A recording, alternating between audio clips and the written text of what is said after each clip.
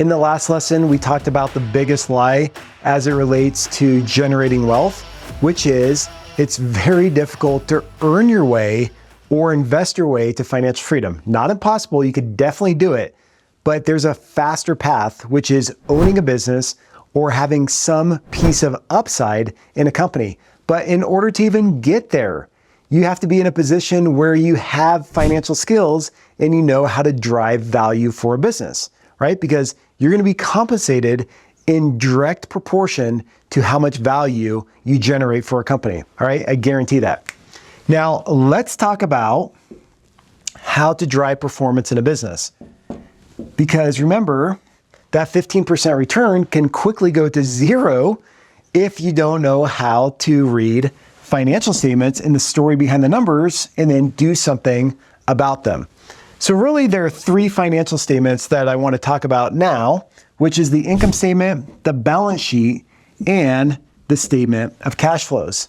Now, also during this lesson, I'm going to be explaining the answers to the assessment. So first, let's get into the first question, where I ask, what is the top line of the income statement? And that is revenue. All right, so if we look at an income statement, we have revenue, which represents the sales of the company. So this is the amount of income a business generates from selling its products and services. Underneath revenue, we have cost of goods sold, which is also known as COGS. These are all the costs associated with delivering products and services to the end user. I'm not talking about literally like delivering, like driving a truck and dropping things off like Amazon.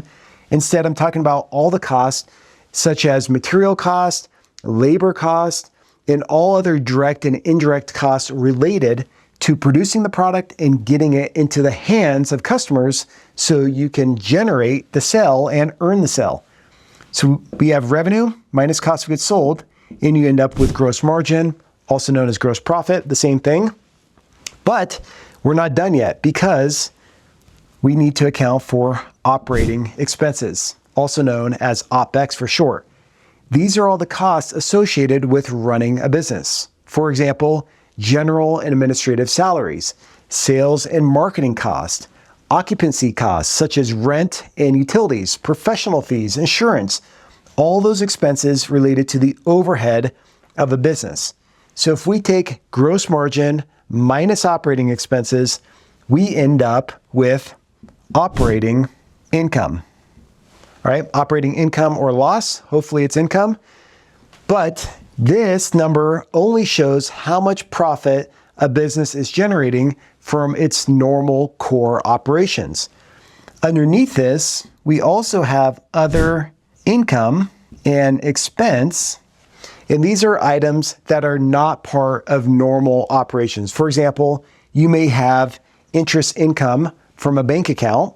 That's not a part of normal operations unless you're a bank. You're not in business to earn income off your interest. So therefore, that would go under other, or let's just say you got PPP or government money back in the COVID days, or you sell a piece of equipment and you have a gain on that sale, that would come down here to other income if it's not a part of your core operations. And then the same thing is true with other expense. You may have interest expense or a loss on a sale of a piece of equipment, and that's going to hit other expense down here, and that will give you net income.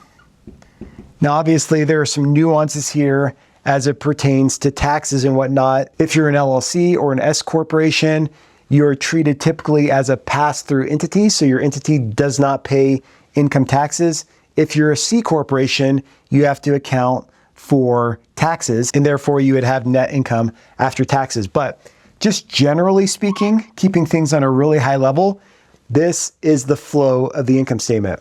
Revenue, your sales, your cost of those sales, gross margin, your OpEx, which is your overhead, gives you operating income, and then you have to account for that other stuff, other income, other expense, take that out, and you arrive here at net income. This is also referred to as the bottom line, and this is referred to as the top line. So if you just look at it in this order, that all makes sense. So there's a question about what does gross margin or gross profit represent? Ultimately, what it represents is the difference between your revenue and your cost to produce that revenue, or your cost of goods sold. So gross margin is revenue minus your cost of goods sold. The next question that I asked in the assessment was, which of the following items are not typically a part of operating expenses? And I'm referring to this line item right here, OpEx. Interest expense, remember, is not a part of OpEx. Instead, interest expense falls right down here in other expense. Okay, so that is why that doesn't show up here. But salaries and wages and rent would hit here. Depreciation could be a little weird for companies. Sometimes depreciation may be reported up here in cost of goods sold. For example, for oil and gas companies, I've seen that happen up here. But also depreciation may be recorded under OpEx as well. It just depends on the company. But typically, I think the best answer is interest expense. That for sure does not fall under OpEx. Finally, the last question that I asked was, which of the following ways is not a path to increase gross margin? All right, let me explain this right here by doing the opposite. There are three main ways to increase gross profit. So if your business is ever struggling right here with profit before your overhead, it's either number one, because the company doesn't have the volume in order to cover its cost of goods sold. So it may be a volume issue. Next, it may be a pricing issue, right? So the products aren't priced appropriately, and therefore there's not enough spread to cover the costs, and therefore gross margin declines. Or it may be a cost/efficiency issue. So there are three ways, in other words, to increase gross margin. Number one, do more volume, do more top-line sales. Number two, raise your prices of your products and services. Or number three, improve your costs. In other words, reduce your cost and increase your efficiency. So maybe you're paying too much in material cost, and you can negotiate that with your suppliers. Or maybe your labor is too high, or it's not efficient enough. In other words, you may not have the throughput, which we'll cover later on in the bonus material. So stay tuned for that. But these are the three ways to improve gross margin.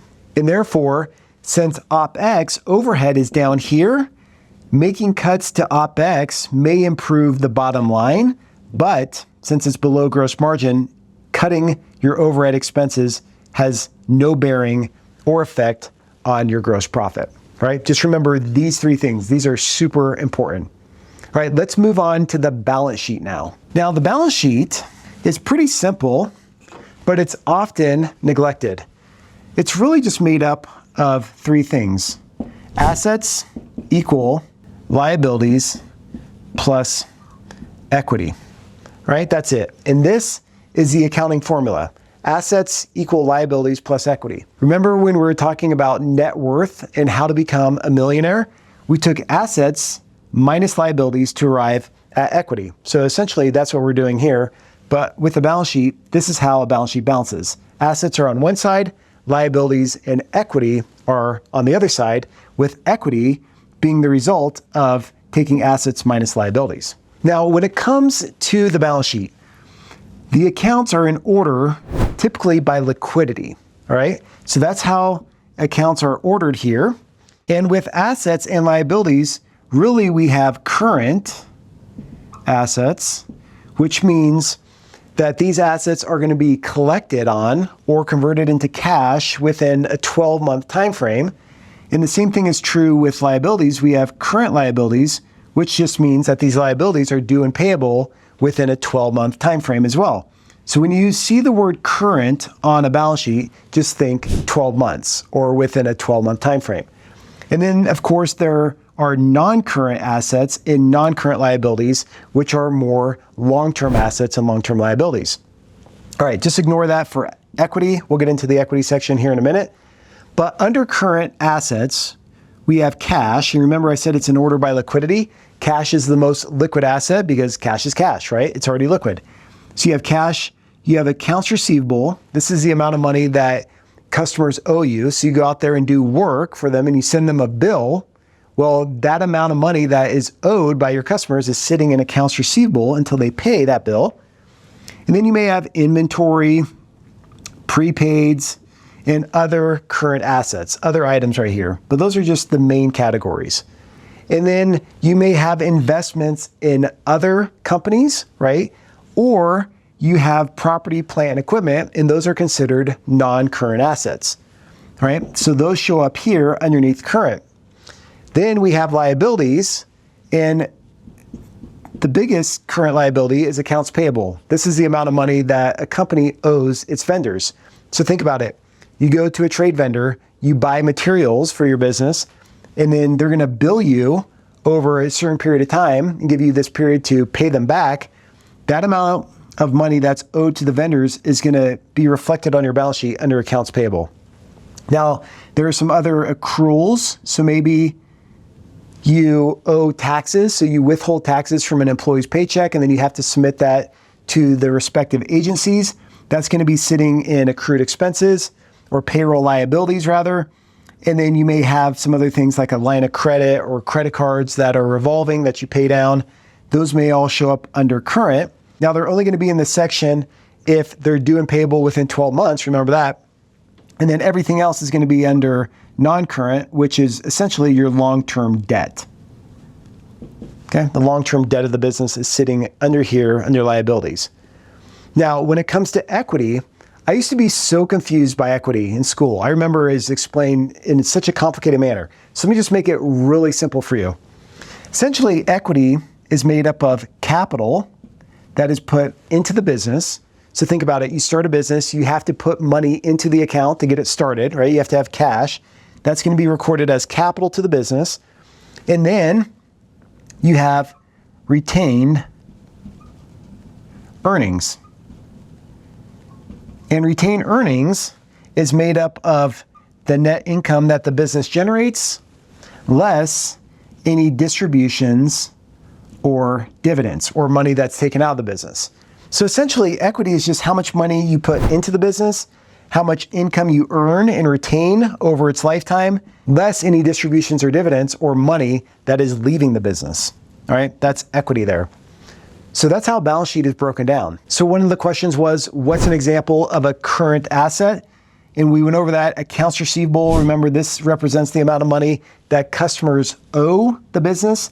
That shows up under current because it's due and payable within a year, and it's under the asset section. So that's the correct answer to that question. Next, following along that theme, as it pertains to current liabilities, accounts payable, remember, is due and payable within a year. So that's going to be under current, not long-term.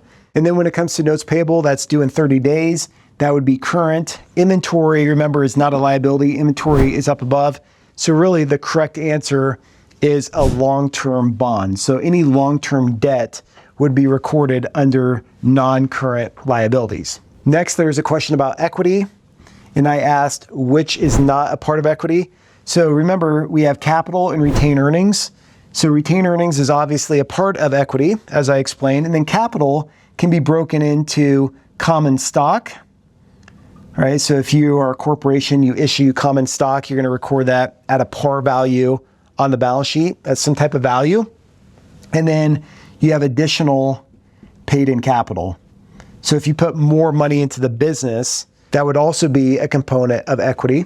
But net investments, if you're making any investments in the business, that's recorded up here under assets, specifically other non-current assets, and therefore net investments are not a part of equity. So don't let that confuse you. If you're making an investment in the business and you're putting cash in the business or you're raising money by issuing equity, that's going to be recorded under capital. If you're making an investment in something else, that's going to be recorded up here under assets.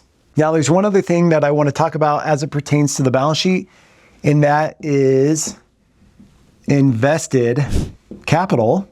Because in my other programs, I get into this really heavily, this idea of return on invested capital, because I want to know how much a business is returning relative to its invested capital base. More on that here in a little bit. But in order to compute invested capital, you're essentially going to take your working capital, which is the difference between your current assets and your current liabilities, and you're going to subtract out any excess cash, and you're not going to include any interest-bearing debt, right? So if you just take working capital, current assets minus current liabilities, excluding excess cash, that's not necessarily to run the business, and you exclude interest-bearing debt, you arrive at this number. And then if you take your net property, plant, and equipment, which is your investment in things like trucks and vehicles and equipment and machinery and buildings, all the tangible assets to run the business. If you take these two things together, working capital and net PP&E, you will arrive at invested capital. So there's a question about that on the assessment as well. Don't worry if you're like, what the heck are you even talking about, Steve? This is a little bit more of an advanced topic, but I'm going to illustrate this here in the bonus material when I provide you with a certain scenario. So hold on to this thought for now, but just know that invested capital is made up of working capital and net PP&E. Now let's move on to the last statement that I love, and that is the statement of cash flows. Because did you know that 70% of companies that go bankrupt are actually profitable when they close their doors? They show profit right here on the income statement, but guess what? They're not accounting for other movements with working capital or capital expenditures, and therefore they run out of cash. That's why I love the statement of cash flows, because it's organized into 3 sections. First, you have cash from operating activities. Next, you have cash from investing activities. And finally, you have cash generated from financing activities. I'm going to keep things really high level. And look, if you want to dive deeper into any of these concepts, that's where the Fundamentals of Finance course dives into this in more detail, or the Financial Pro program will definitely get you there. Or if you're thinking, you know what, this is great, just come into my business, Steve, and just tell me what to do, right? I have a program for that as well. So this mini course is designed to get you excited about the concepts of finance and not to confuse you too much. Okay, so hopefully I'm accomplishing that. Who knows, right? We'll see. All right, so in the first section, operating cash, this just starts with net income. So you have net income coming from the income statement. And then you make adjustments for non-cash items like depreciation and amortization, which we're not going to get into. You account for changes in working capital. Remember, that's on the balance sheet, the difference between your current assets and current liabilities.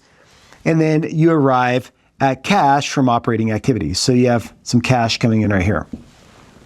Under investing activities, when you go buy trucks and vehicles and machinery, or you put money into a building, you are essentially investing in your property, plant, and equipment, right? Now, CapEx is the portion of cash that goes into that investment of property, plant, and equipment.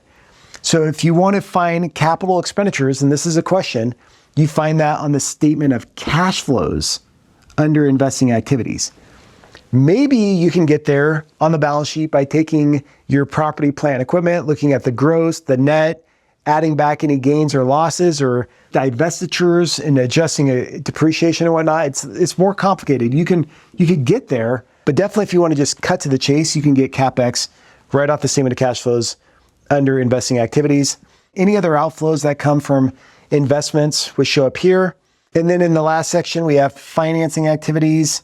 This is when cash comes in from either issuing equity, right? So you give equity in your business to people in exchange for cash, or you redeem that equity doing a stock buyback, or you go out there and you secure debt, right? So if you get debt for the business, or if you pay down the debt, those are your inflows and outflows that show up in financing activities. You take operating cash plus or minus investing cash plus or minus financing cash, you end up with your net cash flow. And guess what? This comes right back up here to the balance sheet. So that's the beauty of the statement of cash flows. It starts with net income, which is right here at the bottom of the income statement. It accounts for all the changes in current assets and current liabilities that are occurring. And then You account for the other items on the balance sheet, and then you arrive back here at cash, right?